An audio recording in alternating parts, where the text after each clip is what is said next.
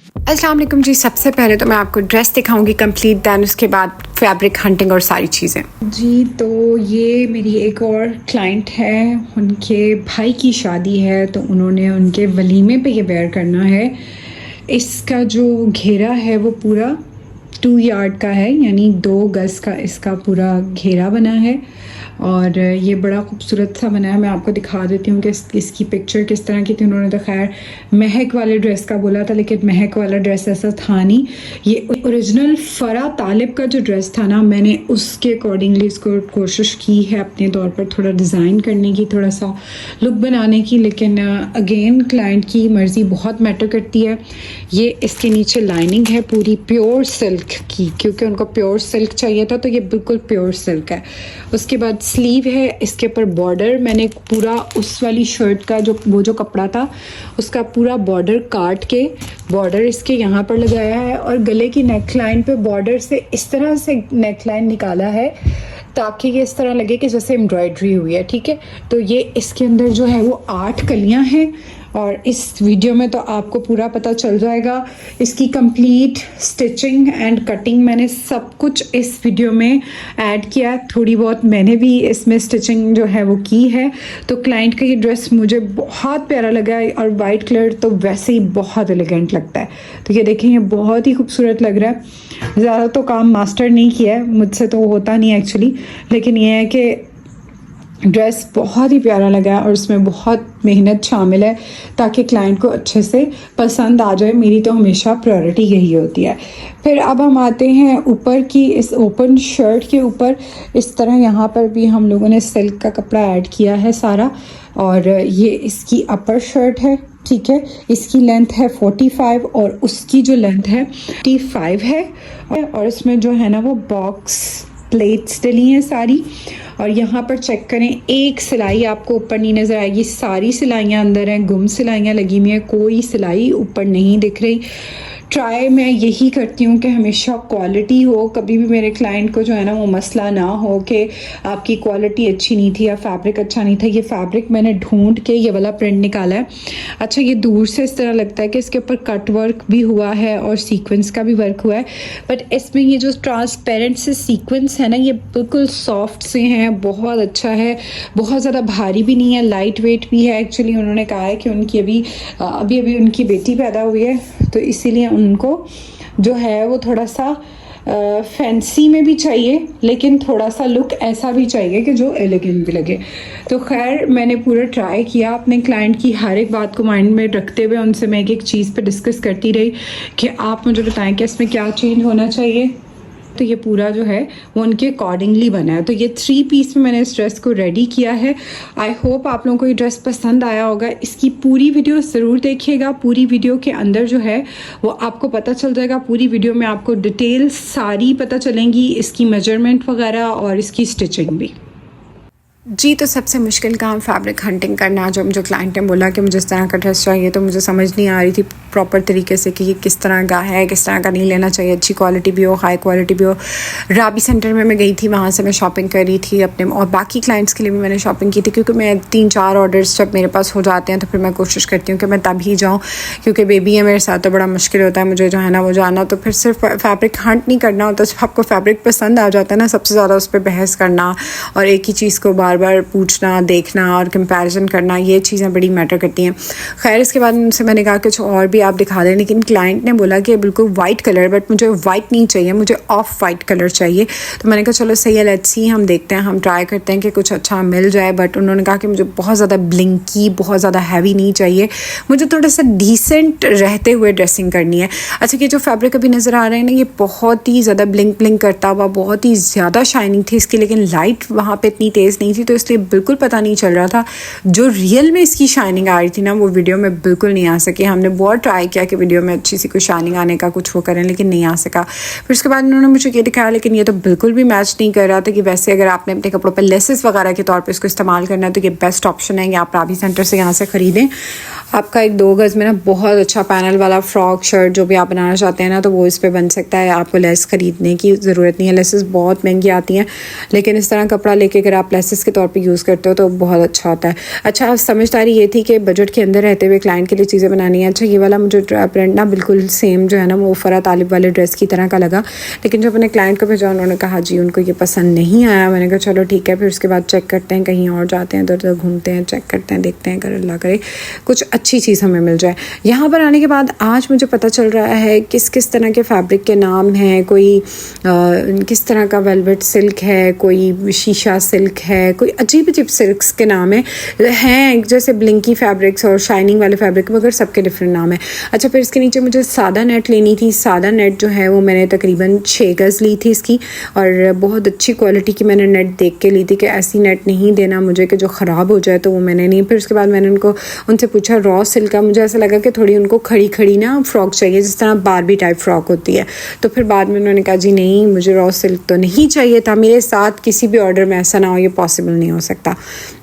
फिर उसके बाद मैंने मास्टर को रिक्वेस्ट की कि आप घर पे आ जाएं, घर पे आके आप इसकी कटिंग कर दें, क्योंकि जब जो मास्टर हैं बता रहे थे कि शॉप पे जब मैं इसको बनाता हूँ तो क्या शॉप पे इसका जो है ना वो प्राइसेस जो है ना उसकी खाली स्टिचिंग ही मैं आपसे जो है ना वो 8000 लूँगा, इससे कम में मैं नहीं करके दूँगा। मैंने कहा चलें ठीक है, जैसे जैसे आपके पास टाइम हो तो आप घर पर आके जो है ना वो स्टिचिंग कर दें। मेरे पास तो घर पर आम मशीन है, मेरे पास तो वो मशीन नहीं है जो टेलर्स वगैरह के पास होती है घर के अंदर। बट ये है कि मैंने उनको कहा कि इस बार जो है ना आप मुझे कटिंग बताएँ, क्योंकि मैंने पहले भी एक बार का फ्रॉक जो है वो अपलोड किया था, तो सब क्लाइंट्स ने मुझसे पूछा था, सब व्यूवर्स ने मुझसे पूछा था कि आप मुझे बताएं कि ये कितने इंच की कलियां हैं। तो ये इंचेस जो है ना ये आप मैंने जूम कर करके दिखाया है, वो खुद ही आप नोटिस कर लें और ये भी नोटिस कर लें कि किस तरीके से कलियां निकलेंगी। अच्छा, ये जो घेर बना था ना ये 2 गज़ का घेर बना था, और 6 गज़ के कपड़े को में से ना सिर्फ स्लीव का कपड़ा निकाला है, बाकी सारे के सारे कपड़े को जो है ना वो उन्होंने इस तरह फोल्डिंग्स रख के तो इन्होंने जो है वो कटिंग कर दी थी।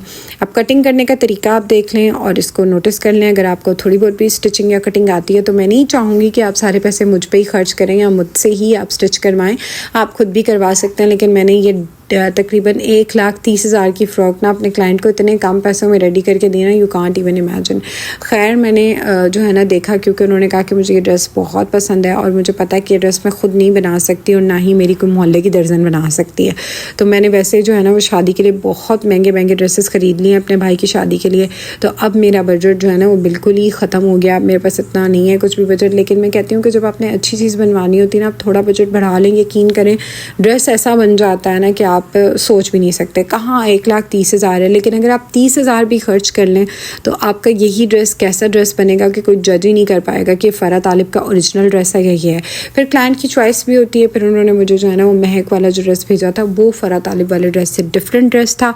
तो जैसे जैसे उन्होंने मुझे खुद गाइड किया कि ऊपर की शर्ट को आपने 45 लेंथ रखनी है और नीचे की आपने जो है ना वो 55 लेंथ रखनी है, और इससे ज़्यादा कि आपने लेंथ नहीं करनी। खैर उन्होंने तो मुझे नीचे के फैब्रिक के ऊपर जो है ना वो लेसेस लगाने के लिए भी नहीं बोला। मैंने ऊपर के फैब्रिक को इस तरह एडजस्ट किया कि मैंने उसके बॉर्डर को प्रॉपर तरीके से जो है ना वो यूटिलाइज़ किया। मैंने उसके बाजुओं में, उसके गले पे मैंने बॉर्डर को अच्छे तरीके से लगाया ताकि पूरा आ जाए। लेकिन फिर भी उसमें से बहुत तकरीबन हार्डली हाफ गज़ भी नहीं बचा होगा जो बॉर्डर था उसमें से। हालांकि इतना बड़ा बॉर्डर होता है, लेकिन कटिंग वटिंग करते जो है ना वो आपको बनाते बनते जो है ना वो सारा कपड़ा इधर उधर ज़ाया हो जाता है। अच्छा, ये जो है ना साबिर भाई हैं, इनका नाम, जो मेरे पहले भी ड्रेस एक बना चुके हैं, तो ये ना मुझे गाइड कर रहे हैं पूरा कि जिस तरीके से मैं आपको लगा के दे रहा हूँ ना ये आपने इसी तरीके से ना इसको स्टिचिंग करनी है। तो तब तो मुझे इतनी ख़ास समझ नहीं आई। तो फिर उन्होंने मुझे बोला कि अगर तो आप एक जो होती है ना आपकी कली, उसकी एक साइड सीधी होती है और एक साइड आड़ी होती है, तो आपने सीधी साइड के साथ आड़ी साइड वाली कली को लगा के जोड़ना है। इसमें से कपड़ा बढ़ना नहीं चाहिए। अगर नीचे की तरफ कपड़ा बढ़ जाएगा तो फिर आपकी जो फ्रॉक है वो ख़राब हो जाएगी। फिर ऊपर से भी उसकी फ़िटिंग वैसी नहीं आएगी जैसी एक बनती है, जिस तरीके से प्रॉपर एक उसका लुक आता है वो नहीं आ पाएगा। तो ये चीज़ का आपने बड़ा ख्याल रखना है। फिर इन्हीं का बेटा है, मैंने उनको बोला कि चलें जब वो आएगा तो आप उसको बोलिएगा। बाकी मैंने वीडियो बना ली है तो मैं उसको वीडियो भी दिखा दूँगी कि किस तरीके से ये आपने करना है। फिर उन्होंने मुझे घेरा पूरा नाप के बता दिया कि ये डबल रखा है मैंने, तो ये बनने के बाद जो है ना वो आप देखिएगा कि कितना बनेगा। तो खैर बड़ा ही जो है ना वो मेरा इसका अच्छा एक्सपीरियंस रहा। मैंने बहुत सारी चीज़ें लर्न की हैं यहाँ से। फिर ये मुझे बता रहे थे अगर आप इसको इस तरह रख के लगाएंगे वो, तो मैंने देखा कि फ़्रॉक का घेर तो बहुत बड़ा है, और जो हमने कपड़ा लिया है वो हमने तो अपने बजट के अकॉर्डिंगली लिया है, क्योंकि ये बहुत एक्सपेंसिव कपड़ा आया था जो ऊपर वाला है। फिर उसके बाद जनाब हम कलियाँ जोड़ने की बारी आती है। तो कलियाँ जोड़ने के लिए ना मुझे इसको एक एक बात बतानी पड़ रही थी कि कली कैसे जोड़नी है क्योंकि इसको इतनी ज़्यादा समझ नहीं है, ये भी काम सीख रहा है। तो सीधी साइड को मैंने उसको बताया कि आड़ी साइड के साथ जोड़ के दो। तो कह रहा है आप मुझे एक एक आड़ी और सीधी जोड़ के दे दें तो मैं स्टिच कर लेता हूँ। मैंने कहा ठीक है जनाब। उसको स्टिचिंग तो बहुत अच्छी आती है लेकिन कटिंग वटिंग नहीं आती और कुछ चीज़ों को समझाना पड़ता है क्योंकि अभी नया नया है, काम तो नया नया कर रहा है लेकिन हाथ में इसके बहुत सफाई है। नो डाउट काम ये बनाता बहुत अच्छा है। फिर उसके बाद जनाब ये हम लोगों ने कलियाँ जोड़ने के बाद पूरा फ्रॉक चेक किया कि कैसा लग रहा है। फिर उसको देखा हम लोगों ने, हाँ भाई अब अच्छा लग रहा है। अब हम लोग जो है ना ऊपर वाले की जो चुन्नटें वगैरह डालते हैं तो उसमें हमने बॉक्स प्लेट्स डाली क्योंकि ये जो है ना अगर हम लोग इसकी डालते ना वो प्लेट्स वगैरह वो सॉरी कलियाँ तो वो बहुत बड़ा मुश्किल होता, बार बार सुई तोड़ रहा था क्योंकि कपड़ा इस तरह का ना वो तो वो सुई तोड़ता है। अच्छा शोल्डर्स के जो है वो 16 हमने रखे हैं। चेस्ट जो है ना वो इसकी 38 ही है क्योंकि क्लाइंट जो है वो थोड़ी सी ये भी थोड़ी हेल्दी है तो इन्होंने जो हमें साइज़ दिया था हमने उसके अकॉर्डिंगली इसको जो है ना वो कर दिया स्टिच।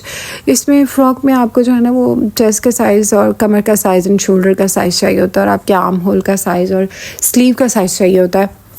उसके बाद लेंथ चाहिए होती है यानी कि हिप और आपके लोअर वेस्ट की ज़रूरत नहीं होती है, ना आपके चॉक्स वगैरह इसमें ऐड होते हैं तो इसलिए उसके नाप की ज़रूरत नहीं होती, तो इन चीज़ों की ज़रूरत होती है।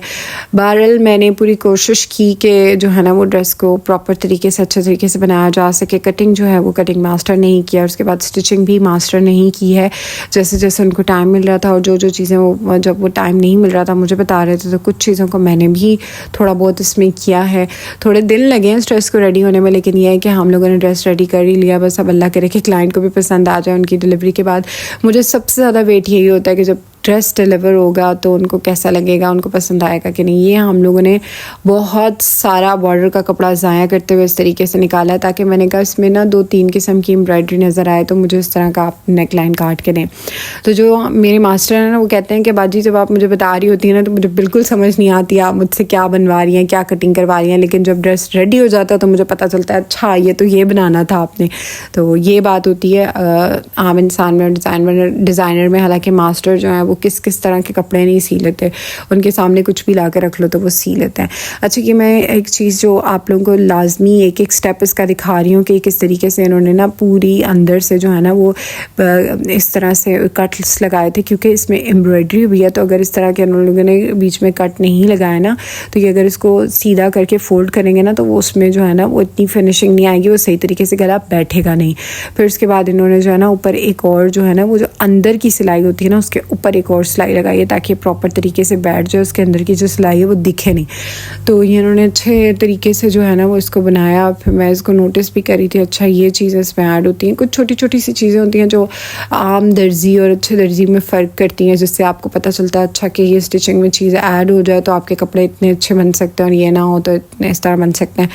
और जनाब आप लोगों को आई होप वीडियो पसंद आया होगा। अगर पसंद आया तो प्लीज़ लाइक कीजिएगा, कमेंट कीजिएगा और ऑर्डर भी कीजिएगा। टेक केयर, अल्लाह हाफ़िज़।